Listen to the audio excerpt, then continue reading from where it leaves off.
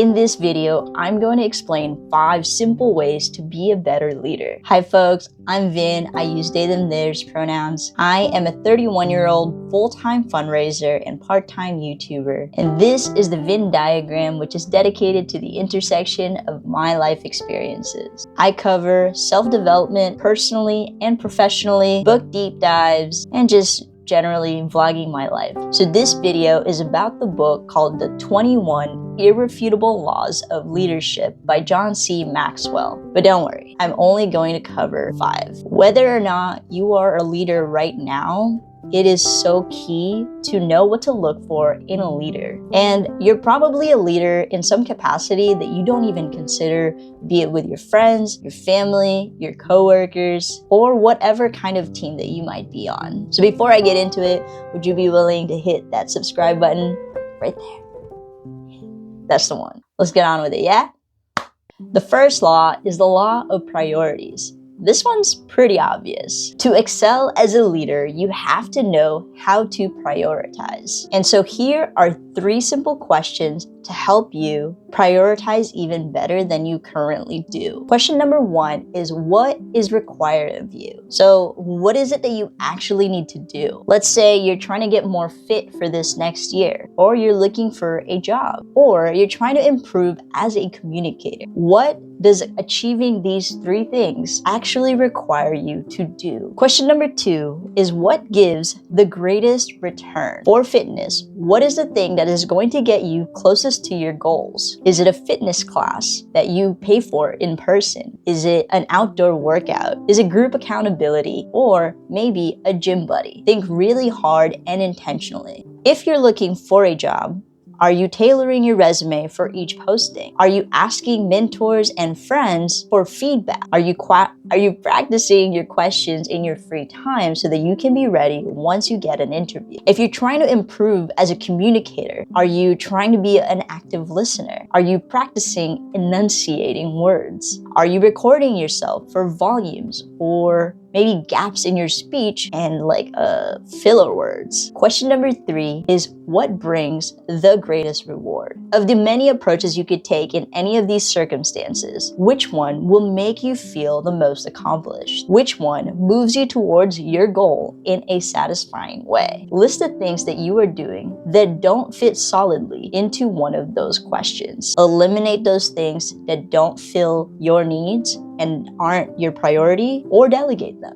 This could be scrolling through your phone for 3 hours a day. Seriously, I always encourage people to check their screen time because it's usually a lot higher than you realize. It could also look like eating food that makes you feel sluggish after a workout or any kind of movement, or after no movement at all. It could also be working out and actually hating that movement. So find the things that actually work for you. Learn how to prioritize, because what you prioritize becomes your reality. If you're interested in receiving life coaching from me, please leave a comment below and hit me up. Every initial consultation is free, so let me know how I can help you. The next law is the law of intuition, where prioritization is a system. Intuition is kind of like a combo of your learned skills and leveraging your natural abilities. In leadership, good intuition matters because a good leader can step back from a moment and understand where something is headed. There are levels of intuition. So a good worker, what can I do to help? A high achiever asks, how can I solve this problem? And a peak performer asks, what must I do to reach the next level so that I can overcome this? Consider, what are your instincts? What belief do I possess that I can't explain using the facts? Where do my thinking and knowledge line up? And where do they contradict one another? And here's an exercise for that. Think of the most important leadership or really just life decisions that you've ever made. I'm a full-time fundraiser, and I'm most proud of integrating something called community-centric fundraising, which is CCF, at multiple of my workplaces. CCF is basically a set of principles created by BIPOC fundraisers who wanted to change the way fundraising landscape looks at acquiring resources. Traditionally, fundraising is kind of seen as, I need to get this, and so you are my competition. CCF insists that we really have to collaborate with one another in order to achieve our missions and truly support in community. It's the mindset that there is enough for everybody and we should be working together rather than against each other when we're trying to get more money. Another example of this could be knowing someone's natural skills and getting a sense for them even before that person realizes they're really good at it, and offering a way for them to increase those skill sets and just really double down on their strengths so that they can have a pathway upwards within a company. It's having the intuition to kind of get the sense of what someone is naturally good at so that you can steer them in that direction because they actually enjoy it and they're good at it. But focusing on other people's strengths means becoming incredibly selfless and seeing them as a person that has an opportunity to shine and not somebody that can outshine you. And it shouldn't be intimidating for a leader to have somebody outshine you. You need to let that person shine, and that's okay. Going back to community-centric fundraising, I know that nonprofits struggle to get money because they operate from a very low profit margin. That's why they're a nonprofit. And they have limited revenue streams, usually donations and sponsorships. But I have also learned how to integrate systems in a way that doesn't attack what is currently held as a standard at an organization. And I can do this without looking like I'm trying to fight the whole organization, but more as an opportunity for all of us to get better. And I say all of that because I think that's applicable in any workplace, whenever you're trying to change a dynamic or a culture within an organization or company culture. The law of intuition teaches you that you have to approach organizations and systems in a way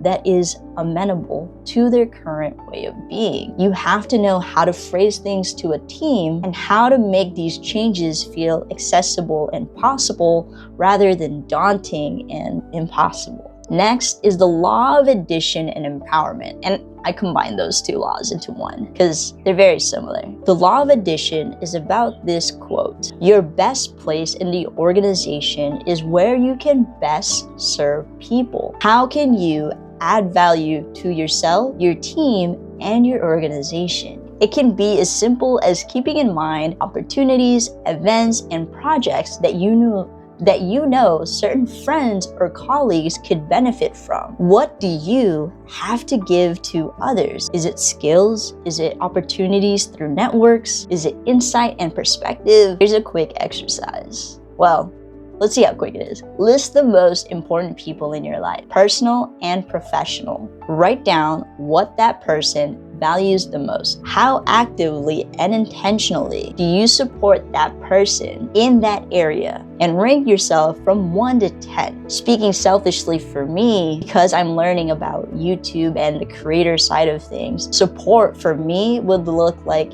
hey, here's a video about learning how to talk like this, or talk about these topics, or do this kind of edit for a video, or here's an opportunity for you to be a copy editor. I'm just putting that out there, I'm really new to this stuff, but I want to learn more, and support right now looks like criticism, constructive criticism for videos and other creative things that I do, and giving me resources so that I can improve my craft. And then the combo of this is the law of empowerment, which in order to help people develop themselves, you have to give them resources, responsibility, authority, and empower them to achieve. So addition and empowerment. Simple as that. The next law is the law of the picture, and not just pictures like this. Essentially, this is having a vision and not a metaphysical, inner journey one. That works too, but it's a big picture, which is a goal in mind, and maintaining clarity on it such that it's clear why people should follow you as a leader. Your responsibility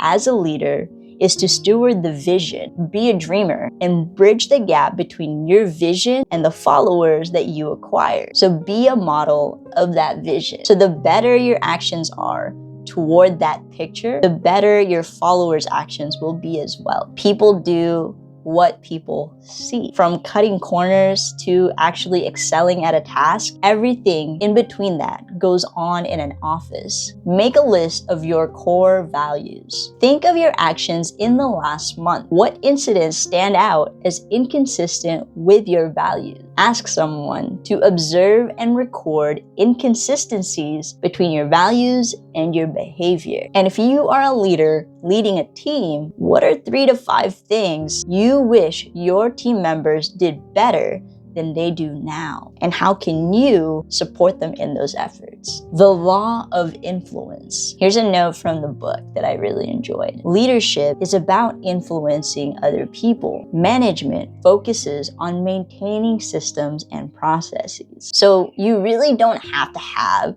a certain job title to have influence and be a leader. And ironically, being a leader is not about maintaining rules. Being a leader is about having an influence on people because they believe in you, because you believe in the mission that you're leading them on. Who is willing, or how many are willing to change their behavior and take action as a result of their interactions with you? This is what really makes up your level of influence. Your character, who are you really deep down? Your relationships, who you know, how you manage relationships. Your knowledge, what you know. Your intuition, so what you feel, your energy, your morale, your timing, and how you achieve momentum. Your experience, which is where you've been, what you've done, and your past success. What have you accomplished? Oh, and your ability. So what can you do? The law of the lid. This law is kind of tough. It's the idea that leadership is the lid or cap that determines a person's level of effectiveness. The lower your ability to lead, the lower your lid is on your own potential, as well as your influence on others. Identify your major goals and which require participation from other people. Assess your leadership ability, and I know this is going to sound really terrifying, by asking others to rate your leadership. Your boss, spouse, 2 colleagues, and maybe 3 people that know about your leadership ability. Ask them to rank you in these categories: people skills, planning and strategic thinking, vision, and results. Let me know if you end up doing this. I would really love to know where you all rank from, like, your community and the people around you's belief. And I also just want to know how we can all support each other better. I don't want this to just be like me talking to you all about this stuff. I want to know how I can help and hopefully how we can all grow together. If you like this video, hit like and subscribe. Again, leave a comment if you're interested in getting a coaching consultation with me. It's free. Thanks for watching, and I'll see you in the next video.